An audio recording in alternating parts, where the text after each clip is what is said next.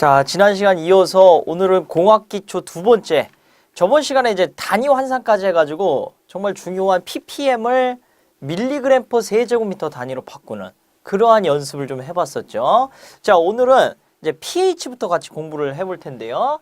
pH는요, 여러분들 용액에 쉽게 얘기하면 이제 산성 정도 또는 이제 염기성 정도, 다른 말로는 알칼리 정도를 나타내는 지표입니다. 그래서 요거를 한번 식으로 써보면 pH라는 거는 자, 수소이온 농도라고 표현을 하는데 대수로 표현을 해요. 이렇게 상용대수로.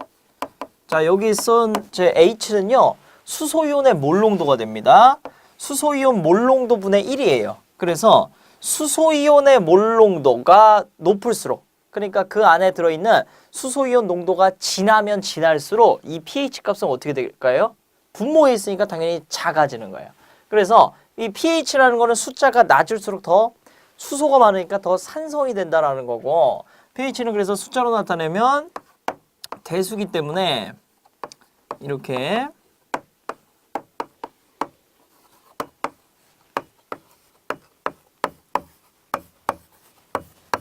자, 여기까지 보이시죠? 1부터 14까지로 표현을 하고요. 그 중간을 딱 7로 잡아서 이 7을 이제 중성이라고 합니다. 그다음에 이쪽으로 갈수록 이제 산성이 되는 거고, 이쪽으로 갈수록 알칼리성, 염기성이 되는 거예요. 그렇게 보시면 되겠습니다. 그래서 이 pH는 항상 수소이온 농도하고 반비례 관계를 가지고 있다는 거. 그러면 우리는 pH를 구해라 이런 문제가 나왔을 때 항상 뭘 찾아야 됩니까? 수소이온 몰 농도가 얼마지? 요것만 찾아주시면 된다라는 거. 자, 반대로요, 요 식을 수소이온 몰 농도로 정리할 수가 있어요. 자, 어떻게 정리하냐면 얘를 이제 로그, 여기 사용됐으니까 미수가 이제 10이 있는 거죠? 그럼 10을 넘기고 수소이온 몰 농도로 한번 정리를 해보니까 10이 넘어가고 역수가 취해지면서 10에 결국 마이너스 pH 이런 꼴로 나온다라는 거예요. 그래서 pH가 예를 들어서 3이다. 그러면은 10에 마이너스 3승 몰을 붙여주면 더 좋겠네요. 몰만큼이 수소이온 몰 농도가 된다라는 겁니다. 이렇게 환산할 수가 있다라는 거. 자, 그 다음에 요 밑에 제가 지금 pH하고 pOH를 계산하고선 pOH라는 개념이 지금 하나 더 나왔어요. 이걸 좀 설명드려 보도록 하겠습니다. 자, pOH는요, 얘도 역시나 식으로 나타내면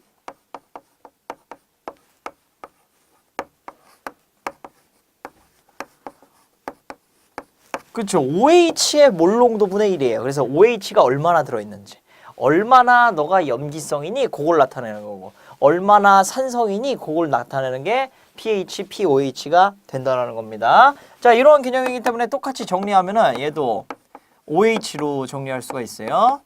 10에 마이너스 pOH 이렇게 정리할 수 있고, 아니 그럼 이런 의문이 들 수 있는데, 선생님 여기서 1, 2, 3, 4, 5, 6, 7, 8, 9, 10, 11, 14까지 있는데 그거를 pH만으로도 표현할 수 있고 그리고 pOH만으로도 표현할 수 있는데 왜 두 개의 개념이 있을까요? 라고 생각할 수 있지만, 우리가 산성의 개념을 나타낼 때는 pH를 씁니다. 염기의 개념을 나타낼 때는 pOH를 써요. 즉 7이 아닌 1, 2, 3, 4, 5, 6, 8부터 14까지 요 사이에 들어갈 때 어느 숫자에 있는지, 그리고 지금 용액이 예를 들어서 뭐 염산일 수도 있고 아니면 수산화 나트륨일 수도 있고, 딱 들어도 염산 산성이네, 수산화나트륨 염기성이네, 그런 느낌이 오죠. 그래서 염기성 물질을 취급할 때는 pOH를 여러분들 구하시면 되고, 산성 물질을 취급할 때는 pH를 구하시면 된다는 거. 그렇게 해서 얘를 왔다 갔다 또 변환을 할 수가 있는데요. 자, 조금 빠르죠. 천천히 한번 해볼게요. 자, 14라는 수가 있기 때문에 우리는 이러한 게 항상 성립합니다. 모든 물질은 그 물질의 pH하고 pOH를 더하면 14라는 수가 돼요. 자, 예를 들어서 pH가 3이라는 애가 있으면은 pOH는 제가 11이 되는 거예요. 그래서 요 두 개가 합쳐지면 항상 14가 되는 겁니다. 한 용액은. 무슨 말인지 이해되세요? 이만큼 산성이면 반대로 이만큼 염기성이, 이만큼 pOH 정도가 이 정도 된다 라는 게 항상 반대로 가고 있다라는 겁니다. 그래서 pH와 pOH를 더하면 항상 14라는 숫자가 나오는데, 이 관계식을 통해서 정리를 해보면 그럼 pH로 정리해보면 14 마이너스 POH다 이렇게 구할 수 있는 거죠. 그 다음에 마찬가지로 POH로 정리하면 14 마이너스 pH를 넘기니까 pH다 이렇게 정리할 수가 있겠죠. 그렇죠? 이거를 왜 배우냐면 자 문제에서 이렇게 나올 때가 있어요. 예를 들어서 자 지금 현재 염산의 수소이온의 몰농도가 10의 마이너스 3승 몰이다. 이랬을 때 염산의 POH를 구하시오. 이런 문제가 나왔다는 거예요. 자 그럼 한번 풀어보도록 하겠습니다. 일단은 염산은 산성이에요? 아니면 염기성입니까? 당연히 산성입니다. 그럼 산성이면 우리가 먼저 구할 때 pH를 구해야 된다는 거예요. 그러면 pH를 구한 다음에 우리가 관계식을 배웠기 때문에 이 관계식으로 다시 POH로 전환을 시켜줄 수가 있겠죠. 자 그러면 첫 번째 pH를 구한다. pH는 로그 수소이온의 몰농도가 들어가니까 여기에 10의 마이너스 3승 네, 이렇게 들어가겠죠. 해서 계산하면은 이게 뭐 pH 3이다 이렇게 나왔다는 거예요. 그럼 이제 결론 최종적으로 POH를 구하는데 POH는요 14 마이너스 pH로 구하니까 pH가 지금 현재 3이죠. 그러면 11이다 이렇게 구할 수 있다는 거 이해되셨습니까? 지금 조금 빠르겠는데 나중에 문제 나오면 제가 자세하게 천천히 또 다시 한번 풀어보도록 할게요. 충분하시죠? 이 정도로 근데 해도 네, 좋다고 생각이 들고 자 그렇게 해서 POH, pH 이 정도만 알아도 여러분들 모든 문제가 해결이 되고요. 마지막으로 요 개념을 조금 응용해서 중화적 정식을 한번 풀어보도록 하겠습니다. 사실 중화적 정식은 우리가 이제 저번 시간에 배운 몰과 노르말의 개념 사실 그것만 알아도 풀 수가 있는 개념이에요. 자 이것들이 다 종합돼서 만들어지는 건데 먼저 용어의 의미를 짚고 넘어가겠습니다. 중화적 정식. 중화라는 건 뭘까요? 중화. 어떤 물질이 결합해서 그러니까 물질이 누가 결합하냐면 산하고 알칼리 물질이 결합해서요. 뭐가 되냐면 중성이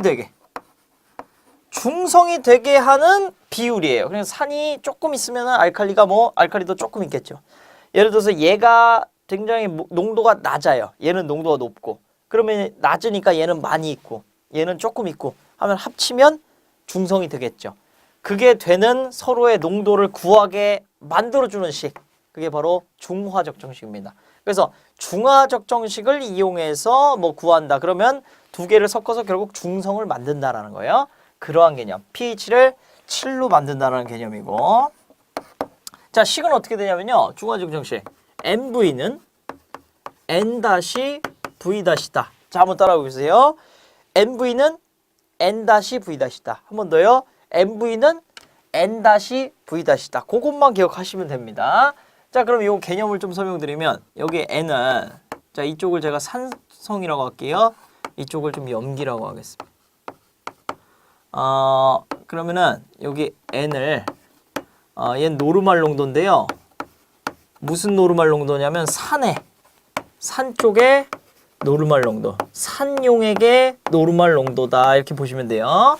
그 다음에 V는 이거는 이제 부피, 리터일 수도 있고 뭐 밀리리터일 수도 있고 뭐 세제곱미터일 수도 있는데 얘는 산용액의 부피다 이렇게 볼 수가 있겠죠. 자, 그 다음에 N-는 뭘까요? 그렇죠. 산하고 염기를 섞이니까 얘는 역시 염기의 노르말 농도예요. 염기용액의 노르말 농도가 됩니다. 그 다음에 V-는요. 그렇죠. 염기의 부피가 돼요. 자, 문제 거의 99%가 이렇게 출제가 돼요. 자, 한번 보여드려 볼게요. 황산이 현재 자, 산 쪽이죠. 황산의 농도가 2몰이고요. 쉽게 한번 가보겠습니다. 처음에는 황산의 농도가 2노르말이고요. 그 다음에 황산의 부피는 1리터다. 황산이 농도가 2노르말짜리가 있고 1리터가 있어요. 얘를 중화시키기 위해서 NaOH, 수산화나트륨 1노르말짜리를 집어넣으려고 할 때 NaOH는 얼마만큼 집어넣어야 이 용액들이 중화가 될 것인가? 이런 문제 나온다는 거예요. 자, 그럼 우리가 구해야 되는 거는 결국 NaOH의 부피예요. NaOH의 양입니다. 염기의 부피를 구하는 거죠. 자, 중화를 한다고 했기 때문에 우리는 중화적 정식을 사용을 할게요. NV는 N-V-죠. 자, 그러면 집어넣어 보니까 산 쪽의 노르말 농도 2N, 그 다음에 산 쪽의 부피 1리터죠. 염기 쪽의 노르말 농도 1N, 염기 쪽의 부피 몰라요. 구하고 싶은데 요거 X 미지수 하나만 있으니까 넘겨주면 정리되겠죠. 자, 넘기니까 N끼리 끊어질 거고, 자, 나눠주니까 암산으로 해도 이게 2리터다 나오는 거죠. 이렇게 쉽게 문제 풀릴 수 있고요. 그 다음에 조금 업그레이드 되면 이런 식이에요. 자, 한번 보여드릴게요. 자, 아까 제가 쓰려다 말았는데 이런 식입니다. 황산이 이렇게 해볼게요. 98g/L가 있습니다. 이 정도의 농도를 가지고 있고 얘가 1리터가 있대요. 그 중화하려고 할 때 NaOH 얘가 80g/L의 농도 가지고 있고 요게 2리터 요거 그럴 때 몇 리터를 넣어야 중화가 되겠는가? 자, 문제 의도가 보이세요? 보이시죠? 우리가 중화적 정식을 쓰려고 할 때 뭐가 필요하다고요? 산의 노르말 농도, 그죠? 산의 부피, 염기의 노르말 농도, 염기의 부피가 필요한데 지금 없는 게 산의 노르말 농도는 없고 지금 농도 개념이 나왔으니까 이 농도 개념을 갖다가 결국 노르말 농도로 환산해주면 된다는 거고, 염기의 노르말 농도가 없으니까 얘도 역시나 염기의 노르말 농도로 환산해주면 문제가 해결되겠죠. 자, 환산하겠습니다. 그러면 얘가 98g/L인데 우리가 2Q로 바꿔야 되니까 황산은 1EQ에 얼마예요? 우리가 분자량이 98이고 저번 시간에 배웠죠. 가수가 2가니까 나누면은 49에 얘는 1EQ다라는 걸 알 수 있어요. 그럼 이렇게 해서 끊어주니까 이거 2되죠. 그쵸? 그럼 2EQ/L 되니까 결국에 지금 황산 98g/L는 몇 노르말이에요? 2노르말이다. 이렇게 산출이 되는 거고, 그 다음에 얘도 한번 구해보니까 NaOH는 현재 지금 80g이에요? %인데 얘도 마찬가지로 g을 2Q로 바꾸면 되겠죠. 수산화트륨 1EQ에 얼마입니까? 분자량이 40이고 가수가 얼마예요? 자, OH 하나 찾으면 된다 했어요. 마이너스니까 여기 플러스. 그럼 1가로 안정화되죠. 1가니까 얘는 40g에 1EQ인 거 나온 거죠. 40g에 1EQ니까 얘도 정리하면은 2노르말 나오네요. 해서 염기 쪽도 2노르말입니다. 그러면 대입해보면 산 쪽의 노르말이 2노르말, 부피가 1리터, 염기 쪽도 2노르말, 부피가 X. 그냥 암산으로 해도 나오죠. X는 1리터다. 이렇게 해서 중화적 정식 이용한 문제도 다 해결된다는 거. 자, 벌써 이거 중화적 정식에서 하나 나오면 무조건 풀 수 있게 된 거예요. 그래서 pH 그리고 pOH 중화적 정식의 개념 정리했습니다.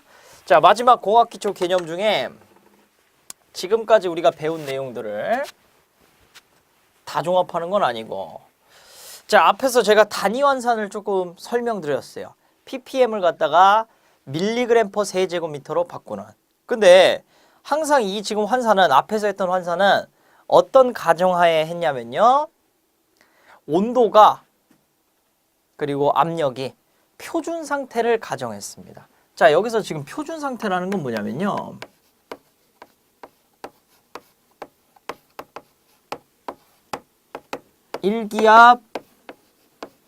일기압이면서 0도씨 상태를 얘기합니다. 자, 그 상태에서 모든 기체는 1몰에 22.4리터의 부피를 갖는다고 그랬죠. 자, 그런데 이게 적용이 안 될 때가 있죠. 그렇죠? 우리가 지금 살고 있는, 여러분들 그냥 밖에 나가셔도 0도일 때가 언제예요? 자, 겨울 빼고는 거의 0도일 때는 없습니다. 그리고 실내에서는 0도면 너무 춥죠. 거의 뭐 20도 내외 정도가 되기 때문에 항상 뭐 20도씨, 25도씨, 30도씨 그 지금의 상황에 맞게 온도가 바뀌고, 온도가 바뀌면 기체의 부피는 변하는 거예요. 자, 그거에 관련된 법칙들을 설명을 먼저 드리겠습니다. 먼저 나오는 이제 라우레 법칙은 이제 시험제 몇 번 출제가 돼서 이게 좀 집어넣었는데요. 자, 기체 관련한 법칙 중에 굉장히 중요한 법칙이에요. 자, 이러한 법칙입니다. 그 교재에 보시면 여러분들 라우레 법칙을 제가 그 정의 그대로 비휘발성 용질을 포함하는 용액의 증기압은 순용매의 증기압과 용액 속 용매의 몰 분율의 곱과 같아진다는 법칙.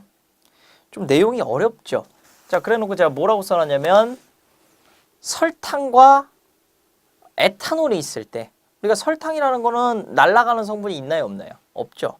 에탄올이라는 거는 우리가 그 술의 원료입니다. 그래서 날아가는 성분이 굉장히 많죠. 휘발성이 높은. 자, 그랬을 때 그냥 물이 갖고 있는 휘발성이 있을 거예요. 자, 그러면 물에다 설탕을 탄 거하고 물에다 에탄올 탄 거하고 누가 더 날아가는 힘, 즉 이걸 갖다 증기압이라고 합니다. 증기압이 누가 더 커지겠느냐, 그걸 비교하는 거예요.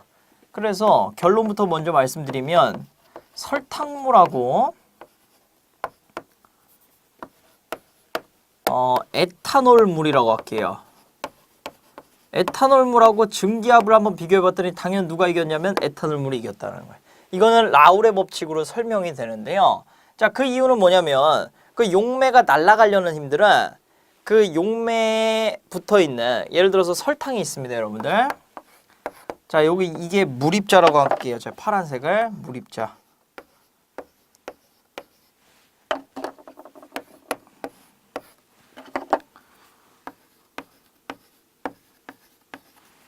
자, 이쪽을 설탕물 쪽이라고 하고요. 이쪽을 에탄올 쪽이라고 한번 해볼게요. 자, 설탕물 쪽에서는 설탕이 여기에 이렇게 달라붙다 보니까 섞여서 더 안 날아가게 막는다는 거예요. 그래서 증기압을 더 저해시키고, 반대로 에탄올이 붙었을 때는 에탄올은 더 뜨게 만드니까, 날아가고 싶은 애들이니까 증기압을 더 높게 만든다는 겁니다. 자, 이 법칙이 라우레 법칙이고요. 그래서 증기압은 용액 속 용매의 몰 분율의 곱과 같아진다는 법칙이에요. 그래서 이 법칙을 통해서 우리가 이 법칙하고 또 상당히 비슷한 법칙이 또 돌턴의 법칙이 있는데, 어쨌든 얘를 문제에다 한번 적용을 시켜보면요. 자, 이렇게 할 수가 있어요. 여러분들 1atm이 압력이 요게 760 mmHg입니다. 자, 천천히 한번 설명을 할게요. 일기압은 다른 단위로 760 mmHg라고 표현할 수 있어요. 760 mmHg라는 건 뭐냐면요. 요거는 수은주 미터라고 그래가지고, 자, 일기압이라는 압력이 있죠. 어느 정도 미는 힘이 있을 거예요. 자, 그 미는 힘은 수은주 미터 1제곱센치짜리 이런 기둥을 세우고 거기에 수은 용액을 집어넣었을 때 일기압으로 밀면 얘가 얼마만큼 올라가냐면 760mm. 이 올라간 높이가 760mm만큼 올라간다는 거예요. 그래서 이렇게 표현을 하는 겁니다. 이해되셨나요? 자, 반대로 똑같은 기둥에다가 수은 말고 물을 넣었어요. 수은은 물보다 훨씬 더 무겁습니다. 물은 수은보다 훨씬 더 가볍고요. 똑같이 일기압을 가하면 얘는 이만큼 올라간 높이가 10332 mm H2O만큼 올라가요. 그래서 이렇게 표현할 수 있습니다. 1332 mm H2O, 물을 집어넣었더니, 이거는 수주미터라고 그래요. 기둥에다 물을 집어넣었더니 1332mm가 올라간다는 겁니다. 자, 그렇게 해서 1atm이라고도 압력을 표현할 수 있고 760이라고도 압력 표현할 수 있고 1033이라고도 압력을 mm의 H2O라고 압력을 표현할 수 있어요. 자, 이렇게 처음에 기초 설명을 좀 드리고, 자, 라우레 법칙으로 한번 적용을 해볼게요. 앞에 ppm 개념까지 도입을 해가지고, 지금 현재 공기 안에요. 공기 안에 여러분들 질소가 몇 프로 있다고 배웠나요? 질소가 보통 뭐 78%, 산소가 뭐 21%, 그죠? 그 다음에 아르곤이 뭐 1% 이렇게 배우셨잖아요. 자, 그러면 이걸 갖다가 지금부터 한번 ppm으로도 나타내보고 atm으로도 한번 나타내보겠습니다. 자, 여기서 이 몰 분율과 그 분압은 같다라고 했기 때문에 지금 질소가 차지하고 있는 비율이 78%예요. 전체 이 공기가 갖고 있는 전체 압력은 1기압이라고 가정하겠습니다. 자, 1기압이에요. 그 중에 질소가 78%가 있으니까 얘는 몇 기압을 갖고 있냐면 0.78 atm을 갖고 있다는 거예요. 이해되셨나요? 0.78 atm을 가지고 있습니다. 자, 그러면 얘는 한번 제가 이렇게 한번 물어볼게요. ppm으로 지금 공기 안에 몇 ppm이 있을까요? 요걸 한번 계산해 보겠습니다. 자, 지금 ppm이라는 개념 우리가 배웠을 때 뭐였냐면요. 이것만 여러분들 해결해도 지금 공학적인 사고가 무궁무진하게 열릴 거예요. 자, ppm에는 개념 뭐였죠? 100만 분율이었죠. 100만 분율. 그러면 지금 제가 첫 번째 문제, 그러면 공기는 100%죠. 지금 공기 전체는 100%죠. 공기는 몇 ppm이에요? 100만 분의 몇입니까? 100%니까. 그렇죠. 100만 분의 100만이에요. 그래서 얘는 지금 현재 100만 ppm입니다. 공기는. 이해되셨어요? 그러면 이 안에 지금 질소는 몇 ppm이에요? 그렇죠. 감이 오죠. 100만 곱하기 0.78 ppm만큼 있다. 이해되세요? 그래서 계산기로 한번 눌러볼게요. 제가. 뭐 78만이겠네요. 한번 그래 눌러보겠습니다. 누르자고 했으니까. 그쵸? 78만 ppm이 되는 거예요. 78%니까 78만 ppm 해서 전체 공기 100만 중에 78만 개가 질소 분자라는 거죠. 그쵸? 이해되십니까? 자, 그러한 상황이고 지금. 그 다음에 산소는 그럼 몇 ppm이에요? 그렇죠. 21%니까 21만 ppm. 자, 지금 여러분들 이런 식으로 문제가 굉장히 많이 나오는데, 자, 예를 들어서 이런 겁니다. 어떤 실내 안에 실내에 지금 CO 농도가 0.03%가 있습니다. 얘는 현재 얘가 가지고 있는 농도는 몇 ppm입니까? 일단 이렇게 한번 물어볼게요. 자, 그러면 우리가 퍼센트라는 개념은 우리가 저번에 배웠을 때 퍼센트하고 ppm의 개념이 100만 분율하고 100분율이기 때문에 10,000배 차이가 나는 거예요. 그래서 10,000배 차이 나기 때문에 여기다 만을 곱하면 0.03 만 곱하면 ppm이 바로 되는 거예요. 이거는 계산기가 다 해주는 거죠. 0.03 곱하기 만을 곱하니까 300 ppm이 100만 개 공기 중에서 300개가 CO라는 게 나왔습니다. 자, 여기서 선생님 여기까지는 라우레 법칙 아니잖아요. 자, 여기서 하나 더 이렇게 물어볼 수도 있다라는 거예요. 그러면 얘는 이 실내 안에 분압이 몇 미리미리 HG입니까? 이렇게 물어볼 수 있다는 겁니다. 자, 이것까지 한번 해볼게요. 자, 그러면 지금 여러분들 적용할 수 있는 게 전체 그냥 공기는 몇 기압으로 봐야 되냐면 1기압이라고 봐야 돼요.